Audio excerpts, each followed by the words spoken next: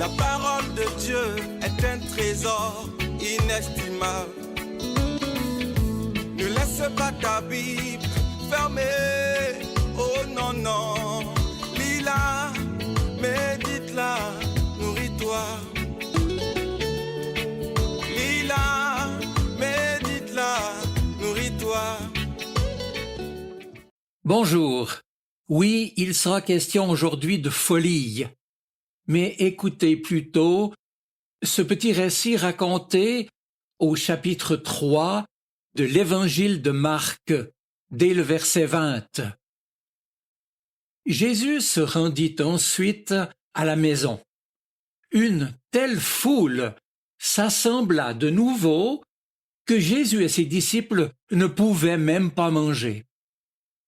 Quand les membres de sa famille apprirent cela, ils se mirent en route pour venir le prendre, car ils disaient « Il est devenu fou ». Jésus est devenu fou. Il a perdu la tête, il a perdu la raison. C'est ce que littéralement les membres de sa famille ont déclaré, apprenant ce qui se passait dans la maison. Ce qu'ils ont ainsi désigné comme étant de la folie. Par définition, en effet, bouscule les valeurs établies. Son comportement les a choqués. Il a perdu le sens des choses. Et pour la plupart aussi, toute forme de folie en vérité dérange, oblige à élargir notre regard pour nous défaire de nos faux semblants et prendre parfois aussi conscience des masques que nous abhorrons pour vivre en société.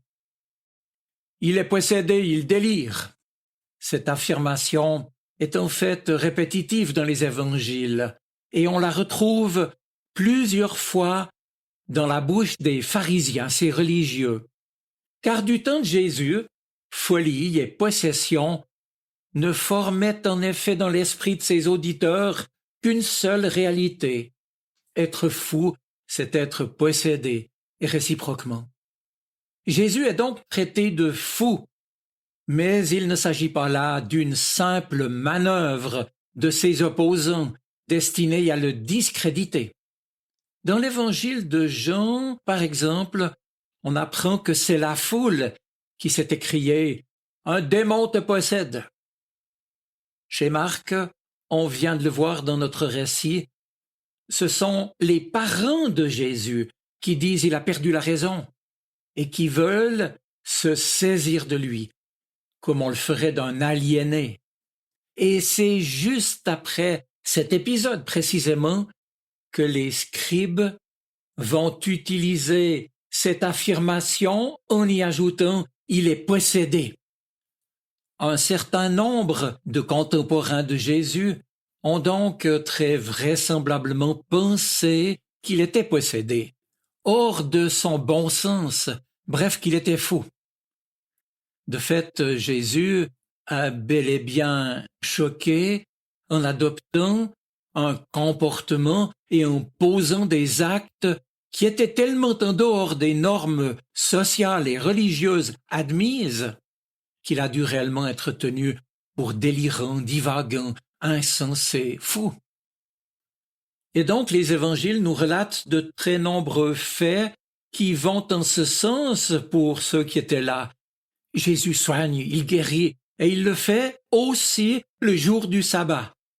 Et pour un esprit religieux, ou simplement la population conformiste, il s'agit là d'une inacceptable transgression de la loi. Mais pour qui se prend-il donc? Il se prend pour Dieu. Et plus encore, Jésus justifie son comportement en se basant sur l'Écriture, ce qui fait que ses compatriotes, les habitants de Nazareth et de la Galilée, veulent le ramener dans les limites de sa condition, en disant, n'est-ce pas là le charpentier, le fils de Marie? Mes amis, et nous, chrétiens, que recherchons-nous? N'est-ce pas cette liberté d'être soi dans la simplicité, sans la crainte du jugement des autres? Et si la foi chrétienne est bien folie aux yeux des hommes, comme le dit l'apôtre Paul, c'est qu'elle rétablit précisément de la liberté et du sens, un sens tout autre, inattendu, inventif, dans un environnement convenable en apparence, mais souvent injuste en réalité. Un sage a dit, je le cite, « La foi n'est crédible que quand elle s'incarne en une folle manière de vivre qui ne retient rien de la vie qui nous traverse, mais qui fait confiance, qui renonce à ce qui nous rassure. » Assurément, ce sage était plus avancé que la plupart d'entre nous dans la vie chrétienne. Et c'est vrai qu'il y a toujours un peu de folie dans l'amour authentique. Et cette folie s'exprime par le fait de s'oublier, d'oublier de se servir avant de servir ceux qu'on aime. Les époux et les parents peuvent le comprendre. La folie de l'amour vrai est le fait de ne vivre que pour ceux qu'on aime. La folie du vrai amour nous montre Jésus et le fait d'aimer les autres sans se laisser limiter par les frontières de nos intérêts égoïstes ou des convenances. Et puis, la folie du vrai amour, enfin, c'est aussi de savoir aimer et servir en dépassant la petite sphère familiale. Tel est donc l'amour dont le Christ nous aime. Le passage de l'Évangile nous l'illustre. Jésus s'occupe des autres au point de s'oublier. Il sert les autres au point d'oublier de manger. Il mettra ainsi en pratique ce qu'il dira. C'est dans l'Évangile de Jean, chapitre 4. Ma nourriture, c'est d'obéir à la volonté de celui qui m'a envoyé et d'achever le travail qu'il m'a confié, de le mener à bien. Ou bien encore, cette fois dans l'Évangile de Luc au chapitre 9, les renards ont des trous pour s'abriter, dit Jésus, et les oiseaux ont des nids, mais le Fils de l'homme n'a pas d'endroit pour se reposer. Être disciple de Jésus, c'est accepter de donner un peu de folie à notre amour, c'est-à-dire d'aimer et d'aimer toujours plus, d'aimer et de prioriser le bien des autres. Être disciple du Christ, c'est accepter de trouver sa joie, son épanouissement dans le service gratuit des autres. Plus on aime, plus on est joyeux, mais moins on aime et plus on devient triste. Lorsqu'on vit pour aimer les autres, on vit en effet dans un espace plus grand. On est plus libre, on respire mieux et on est plus épanoui. Mais lorsqu'on vit pour s'aimer soi-même seulement, ou s'aimer à travers les autres, ce qui revient un peu au même, on rétrécit petit à petit son espace de vie et on peut devenir malheureux rapidement, triste, parce qu'on s'enferme, on s'emprisonne et on perd la liberté et la joie. L'enfer, c'est en fait la condamnation à ne vivre qu'en fonction de son propre ego, sans lumière, sans espoir. Alors, la question qui nous est posée, c'est de quel côté nous situons-nous? Examinons notre manière d'aimer. Qu'est-ce qui est prioritaire pour nous? Notre bien-être ou celui de ceux qu'on aime?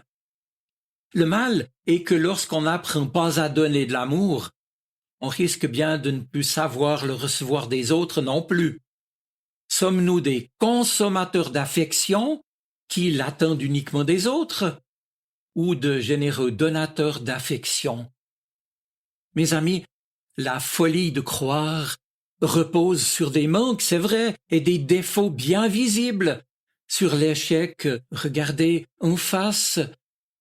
Moyennant quoi, alors, la vie que Dieu nous accorde et renouvelle peut se mettre à germer, à jaillir, à rebondir, parce que c'est lui, notre Dieu, qui est la vie et qui la donne dès qu'il perçoit la folie de la foi. Celui ou celle qui ne commence pas petitement dans ce domaine ne commencera pas du tout, il ne fera que rêver. La folie de la foi, c'est donc ne pas se cantonner à ce qui pourrait nous rassurer. Ça, c'est la sagesse du monde, qui, comme on le sait, va dans le mur. La sagesse des politiques qui déçoivent, ou des économistes qui profitent des plus petits, des stars et des vedettes qui tombent et qui disparaissent, etc. Mais ici, sachons-le, la frontière n'est pas entre des gens bien qui suivraient Jésus et d'autres des méchants qui s'en détourneraient. La frontière n'est pas entre la vertu et le vice, non. La frontière passe uniquement entre des croyants qui laissent l'Évangile éclairer et cicatriser leurs plaies, qui laissent l'amour de Dieu éclairer leurs défauts, leurs limites, des croyants qui se reconnaissent pécheurs, faillibles, vulnérables, mais qui ont confiance dans l'amour inconditionnel de leur Dieu. Et pour la plupart aussi, pour qui les mots pardon et vie nouvelle ne veulent rien dire malheureusement. Mes amis, la folie de la croix n'est pas pure démence ou opposition stérile à l'esprit du temps, mais elle est prééminence de l'amour sur tout, y compris sur la prudence et la sagesse humaine. Alors, prions. Prions pour que Jésus nous contamine, si je puis dire, de sa folie d'aimer et de servir les autres. Je vous souhaite une bonne semaine. Soyez bénis. Amen. La parole de Dieu est un trésor inestimable. Ne laisse pas ta Bible fermée.